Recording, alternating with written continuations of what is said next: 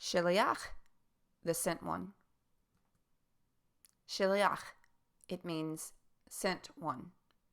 Also equal to emissary, proxy, agent, or representative. Have you ever wondered why it is that the New Testament attributes certain Old Testament verses to Yeshua in the New Testament that were about Yod-Heh-Vav-Heh, or Hashem, in the Tanak? Here are some examples, but are definitely not limited to. The Aleph Tav, the beginning and the end, the Savior, on that day his feet shall stand on the Mount of Olives, etc. We read in the Hebrew text that these are speaking about Yod-Heh-Vav-Heh, or Hashem. And the New Testament says that they are speaking about Yeshua. So what does this mean? Is the New Testament wrong? So I have screenshots that I made in order to prove from the Hebrew text alone that just because someone is called Yod-Heh-Vav-Heh does not mean that they are directly Yod-Heh-Vav-Heh. And likewise, just because a text says Yod-Heh-Vav-Heh will do something like feed on the Mount of Olives doesn't mean that it's actually Yod-Heh-Vav-Heh. Now, the way that we can figure out if it is physically Yod-Heh-Vav-Heh is to question, does Yod-Heh-Vav-Heh have a physical body? Is he corporeal? Many Jewish people would say, do not even dare to think that. And I think most Christians would say, no, God is not corporeal. He doesn't actually have an eye or a nose or a whatever. So there's one. And another way is to cross-examine other prophets, because one prophet's going to give you more information than another prophet will, that will help you to figure out who it is that has their feet set on the Mount of Olives. Okay? In this study, you will see Isaiah 7, Genesis 18 through 19, as I think these are probably the best examples, although there are others. Please understand that this is not an exhaustive list. In the Hebrew text of Isaiah 7, we see something very interesting. We see that Isaiah is called to go to King Ahaz, or Ahaz, by Yod-Heh-Vav-Heh. Yod-Heh-Vav-Heh tells him, i.e., Isaiah, to speak to Ahaz. So Isaiah goes. All right, really fast, I want to stop here and say I'm going to be using a lot of names, and that means I'm going to be using the name of Yod-Heh-Vav-Heh a lot, and this is to avoid confusion of who the he is if I just say when he goes or he says. So just wanted to throw that out there before we continued. So when Isaiah goes to speak to King Ahaz, to tell Ahaz the word that Yod-Heh-Vav-Heh had declared to Isaiah to say, meaning the message, the Hebrew text then calls Isaiah, the prophet, Yod-Heh-Vav-Heh inside the text. Okay, let me make sure I've made myself clear here. If you could read Hebrew and you were reading verse 3, you would read it as if Isaiah is the Yod-Heh-Vav-Heh speaking to King Ahaz. Okay? And you're going to see this in the picture I have coming up next. I'm not going to leave you guys hanging. But I just wanted to explain the concept first and then transition into the pictures. Now, this is called shiliach. This is because the text shows us that Isaiah is a representative of Hashem, or Yod-Heh-Vav-Heh, and is speaking for Yod-Heh-Vav-Heh. Thus, he is seen in the same authority while not actually being Yod-Heh-Vav-Heh himself. So now we're going to go ahead and look at some pictures. Now, I went just for the sake of argument because I often speak to Jewish people. Since my channel is geared towards rebutting anti-missionaries, you're often going to see these types of texts come up because, they don't trust Christian text, which is fine, whatever. Let's look at the Hebrew. So you'll see in verse 3, I have underlined where the English, when it says, and the Lord said to Isaiah, you're going to see where that is in the Hebrew. If you cannot read Hebrew, that's why I've done this. And then at the bottom, verse 6, that's just a little extra stuff that I've added for context in reference to the prophecy of Isaiah 7:14.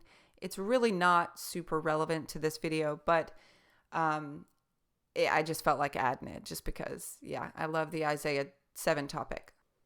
Okay, so what we see here in verse 3 is that Yod-Heh-Vav-Heh is sending out Isaiah the prophet to speak to Ahaz and to ask Yod-Heh-Vav-Heh for a sign because the house of Judah was surrounded and feared being subordinate under Ephraim, aka the northern tribe, which would dismantle the prophecy that Judah would have the scepter or the rod of authority from its descendants until Shiloh comes. Genesis 49:10.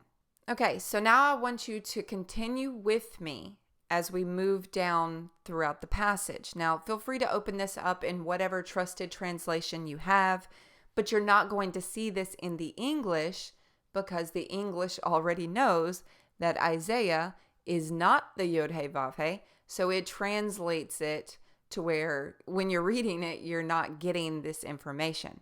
So that is why the Hebrew text is on the screen for those of you who, again, cannot read the Hebrew. So in verse 10, I have underlined the word Lord, and the Hebrew equivalent to that word, i.e. the Hebrew behind the word Lord, is Yod-Heh-Vav-Heh there. See, not every translation puts L-O-R-D in all capitals. This is a Jewish translation. They don't do that. And so you have to just know what you're reading. So anytime you see the arrows on your screen, just know that the word in English is the same word in Hebrew. Okay. Moving down to verse 12. So you see verse 10, it says, and the Lord continued to speak to Ahaz. Wait a minute. Who's speaking to Ahaz? Because if you look at the Hebrew, it says that it's Yod-Heh-Vav-Heh that is continuing to speak to Ahaz. So by the time you get to verse 12, Isaiah the prophet has already spoken the message to King Ahaz or Ahaz. And as you can see, Ahaz knew that he was indeed speaking to Isaiah, but the text gives Isaiah that authority in the text only, okay, not in real life, but in the text only, to be called Yod-Heh-Vav-Heh, as he is a sent one or shiliach of Yod-Heh-Vav-Heh. Okay, so I want you to really digest this and understand this. This is probably my favorite one of the entire Bible. I'm kind of biased towards this one. But the reason why is because there are many examples in Tanak, and most of them are like angels or something to that effect. But this is a mere man. This is a prophet who in the text, I cannot stress this enough, inside the text of the Hebrew Bible, not in real life. No one looked at Isaiah and thought, oh man, that's Yod-Heh-Vav-Heh standing there. That's not what's going on. In the text, because Isaiah was sent by Yod-Heh-Vav-Heh, he is seen as in the authority, meaning he's coming with a message, and it's a very strong message. And so he bears that name. He bears that authority. He bears the ability to speak for the God of the world, right? This is a big, big, heavy weight here. Okay, so in the text only, it calls Isaiah or Yeshayahu, the prophet, Yod-Heh-Vav-Heh. All right, so that is probably my favorite one because, again, it is a mere human being bearing that name because he comes with the message. So if you're just reading the text, you're like, wait a minute, I thought it was Isaiah. Why is it saying that it's Yod-Heh-Vav-Heh speaking? But you have to just understand the concept of shiliach. Now moving on to Genesis 18. This is a text that is most often used to say that it was a pre-incarnate Jesus, when the text doesn't say that. But many glean this because the text says that Yod-He-Vav-He called fire down from Yod-He-Vav-He, i.e. two Yod-He-Vav-He's, right? So it has to be. Look, there's two. It just has to be. So I want to break this down. And again, we're going to show a picture, but I don't want you to get lost in these pictures. So I'm going to try and walk you through it as we look at them. So 3 messengers go to speak with Abraham. 2 of them leave his presence, and 1 stays behind to talk to him. The one speaking to Abraham is called Yod-He-Vav-He in that chapter. When the 2 leave, we have to kind of read on in chapter 19 to find out more information. Meaning you can't just read chapter 18, close the book and say, well, that's it. That's a pre-incarnate Jesus. Okay. One is having a conversation with Abraham while the other 2 go and get Lot and his family out before the cities are destroyed. In Genesis 19, we are told in the very first verse that these 2 are indeed angels. Okay. Yet in Genesis 18, all 3 were just identified as men, like people, men. Okay. We know that the New Testament tells us that angels can take the form of men. As Hebrews 13:2 says, do not forget to show hospitality to strangers, for by doing so, some people have entertained or shown hospitality to angels without knowing it. Certainly, Abraham was up to date on this, as he seems very certain to speak to them with humility and submissiveness, even asking for favor from them in order that they may eat with him. So let's also note here that angels are eating. Angels can indeed eat. The Psalms tells us that manna was the bread of angels. So angels do in fact eat. Okay, now continuing on, Genesis 19, 15 through 16, we see Lot is carried by the hand out of pity, and the angels help remove him from the city. Those angels, listen, in that chapter, those angels are directly called Yod-He-Vav-He. Okay, so we have Genesis 18, a Yod-He-Vav-He, and then you're in Genesis 19.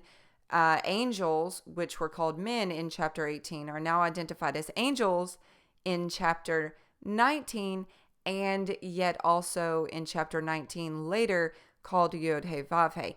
Notice we have them called men, angels, and Yod-He-Vav-He. This is something the Hebrew Bible does quite frequently. So sometimes it'll happen with humans. Other times, it happens with angels. It's just a way to give you more information throughout the chapter rather than just these are angels, these are men, and these have the authority of Yod-He-Vav-He all in one verse. Okay, so it's just the information spread out a bit. All right, Genesis 18. Again, we've got the 3 men or angels coming to Abraham, and 2 go off in chapter 19, and 1 stays with Abraham. And speaks with him. So notice verse 13, it says, and the Lord said to Abraham. Okay, so that's the part here where this angel or this man is identified as Yod-He-Vav-He. So instantly, Christians are like, whoa, okay, here's an angel that's called Yod-He-Vav-He, so it must be God, right? It must be, or Jesus, or some sort of like a Trinity thing going on, okay? But as you've seen in the Isaiah 7 example, that's not the case. This is a simple case of shiliach, okay? So the Hebrew text identifies this man as Yod-He-Vav-He, but it's not directly Yod-He-Vav-He himself. This is the concept, again, of shiliach, and if a man can be called Yod-He-Vav-He, certainly an angel can as well. And you might say, but Courtney, what about verse 17? It says, and the Lord said, shall I conceal from Abraham what I am going to do? Well, angels just don't have the authority or any leeway to do what they want. This has to be a pre-incarnate Jesus, Courtney. It just has to be. Well, as you'll see, as long as we continue to read, we will gain better understanding about what is going on in the text. Okay, so let's continue to read. All I'm going to do is shift the slide over. We're still in the same chapter. If you look at the top, you'll now see verse 17 at the top of the screen and verse 20. So I've underlined, and the Lord said, I keep trying to underline these things and the Hebrew across from it so that you can see that it is the name Yod-Heh-Vav-Heh in the text. Okay, so this isn't like an example where it says, and the Lord, and it's really, you look over to the side and it's like, it says like master or like Adonai type thing, like a human person. No, this is the name Yod-Heh-Vav-Heh. So a lot of the information in red is going to be kind of repeated. And this is because I created these slides to be individually shared and still contain all the information. So some of this is going to be, like I said, just kind of redundant. So we know that an angel is called Yod-Heh-Vav-Heh. How do we know it's an angel? Because Genesis 19:1 tells us that it was. And as we read, we will see that at least one of those two angels in Genesis 19, who are clearly called angels in verse 1, are later identified as Yod-Heh-Vav-Heh in the text, okay? So verse 22, and the men turned, okay, here we go again. And the men turned from there and went to Sodom, and Abraham was standing still before the Lord. Okay, so wait, stop, full stop. Now verse 22 tells us these are men again. Do you see how the text keeps flopping back and forth? They're men, they're angels, they're Yod-Heh-Vav-Heh, they're men, they're angels. And again, this is common in the Hebrew Bible. We just don't catch these type of things because we're not reading daily in the Hebrew language, okay? So again, before the Lord. So here we have Abraham standing before the Lord. Christians are going to read that and they're saying, clearly a pre-incarnate Yeshua. So now we're going to move into chapter 19. All of that was just a massive amount of context from chapter 18.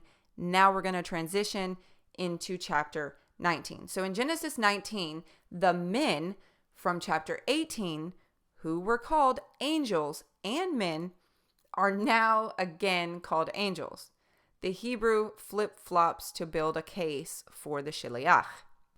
Okay, so verse 1, Genesis 19, as you can see, I have underlined angels. Okay, we know that there's two because one stayed with Abraham. Okay, if you look at the Hebrew text, it says ha-melachim. That is like the angels. And again, just to be so redundant, we know that it's two angels because the Hebrew word for the number 2 is right to the right on your screen of the word for the angels. So we know it's two of the angels. Okay, so we know we have one still with Abraham and we have two going off into Sodom and Gomorrah, which matches the story that we were all told growing up as children. So as we continue into Genesis 19, now we're moving further down into the chapter. So these slides are just, I can't put the whole chapter in one picture. So we're just cutting it and just moving down the chapter. So Genesis 19, 15 through 16, we see that Lot is actually being carried out with his family by angels. Okay, it's the two angels, right? So if you look at verse 15, it says, as the dawn rose, the angels pressed Lot. Okay, see, if you look at the Hebrew equivalent to that, it says the angels. Okay, it doesn't say Yod-Heh-Vav-Heh. It says the angels pressed Lot, saying, get up, take your wife and your 2 daughters who are here, lest you perish because of the iniquity of this city. But if you continue to read, it says, but he tarried, and the men, notice, the men took hold of his hand and his wife's hand and the hand of his 2 daughters out of the Lord's pity for him, and they took him out and placed him outside the city. Okay, so we see that the angels are the ones that are pitying him. So that's why they grab him up by the hand because he's delaying. And so because of their pity for him, it says it's the Lord's pity. And you would say, Well, of course it's the Lord's pity, Courtney, because remember, the Lord sent the angels to the city. There's the pity. That's the Lord's pity. Well, of course. But if you continue to read, as we are going to do in the next slide, you will see why this becomes a bigger deal, and that it is indeed the angels making decisions on their own, but they're doing it within the allotted amount of authority that Yod He Vav He gives them. So what I'm saying is that angels have the authority to make certain decisions within a certain parameter, meaning, God says, go and tell a message to so-and-so, okay? God doesn't give them all the details. He doesn't say, you must say it this way, you must not say it that way. Angels can be a little creative. They have a little bit of free will, so to speak, inside their duties being the shiliach, if that makes any sense. And quick sidebar here, even humans do this. So when Abraham sent out looking for a bride for his son, he sent a shiliach, and he gave him the basic parameters of what to look for. He said, don't look for this, do look for that, right? And then, of course, a good shiliach is going to ask his master, wait a minute, what happens if this happens? What happens if that happens? And by doing that, it's the shiliach is asking, where does my authority stop? Okay, where am I allowed to make decisions on my own? And where does that privilege get revoked? Okay, and so in this example, in Genesis 19, we see that Lot is being favored by the angels to not destroy Zohar because he was too tired to flee any further. And the angel says that he will grant him that request, but to hurry. So then in verse 24, it is confirmed that it is the angel who pitied Lot who is working in the authority of being the shiliach, the sent one from Yod He Vav He, because he, the angel, is called Yod He Vav He in verse 24. Now, I know this is a lot, okay? I understand if you're an English speaker, there is a whole lot going on in this chapter or these chapters in general, and you're probably like, okay, I'm going to have to watch this video numerous times, really take notes, and I hope that you do. I really hope that you do.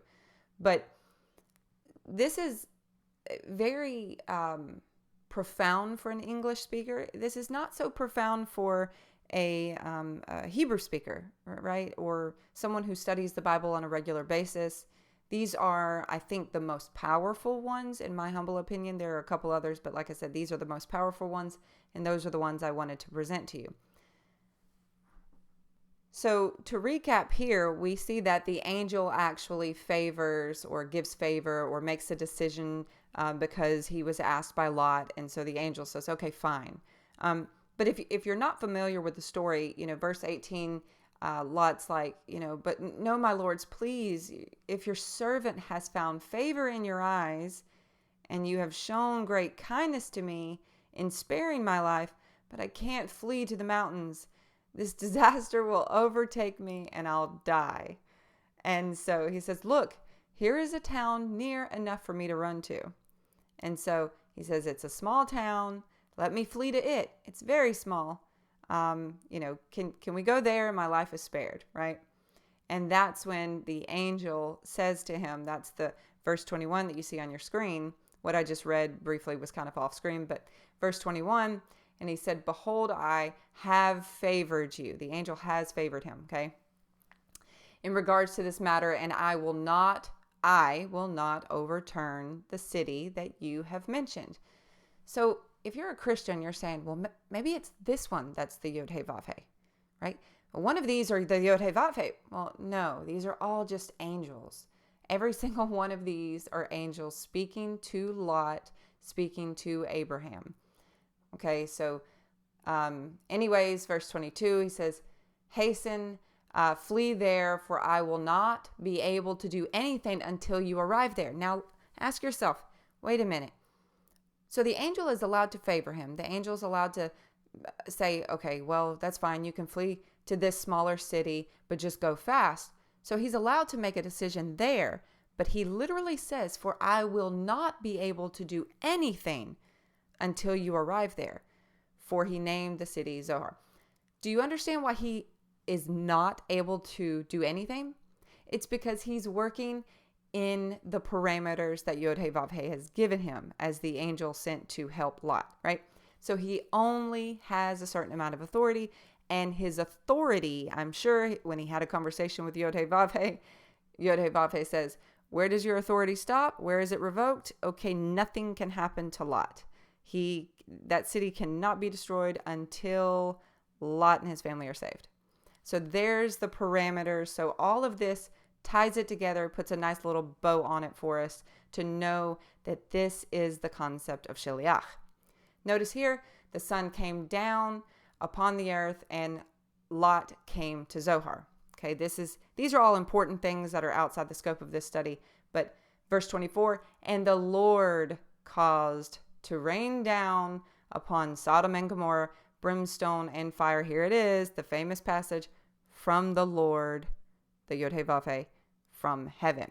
Okay, so by now I really hope it has started to come to full circle here. This study, which we started in Isaiah 7, and we've seen that Isaiah was sent by the Lord with a certain amount of authority, of course, and he goes off and he reveals a message to Ahaz, and the text calls him inside of that the Yod-Heh-Vav-Heh, because he was sent in the authority of the Yod-Heh-Vav-Heh with the message from Yod-Heh-Vav-Heh.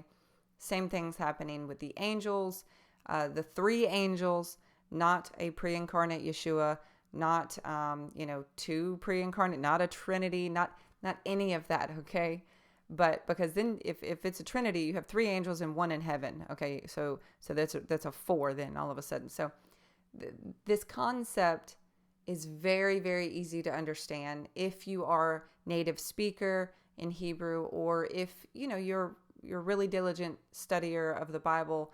You have to be really studious to find these things, but hopefully my slides here have been able to help you. Okay, so what I'm saying is, if Isaiah can be called the Yod-Heh-Vav-Heh in the text, then angels are called the Yod-Heh-Vav-Heh in the text, then absolutely Yeshua HaMashiach can be called the Yod-Heh-Vav-Heh in the text.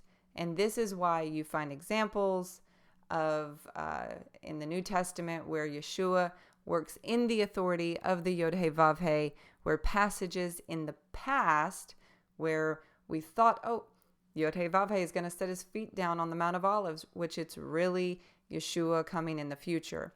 Or the Aleph and Tav, the authority that Yeshua has. Okay, so Yeshua clearly says all authority, and there's a reason why he says this, all authority has been given to me. Okay, not just on earth, but in heaven and on earth. Okay, this is a very powerful statement, and this, of course, is what we see echoed throughout Daniel 7. But, you can't just take one passage and build a theology off this one passage. Everything has to blend together like a hand that fits perfectly in a glove. And this spider web that I always like to call it, this spider web of interlocking passages. And then by the time when you step back and you look at it, it's the most magnificent, beautiful picture of the Messiah whom was sent in the authority of the Father, Yod-Heh-Vav-Heh. So guys, I hope this study of Sheliach was powerful. I hope that it was helpful. And as always, may it bless you and bless others. Shalom.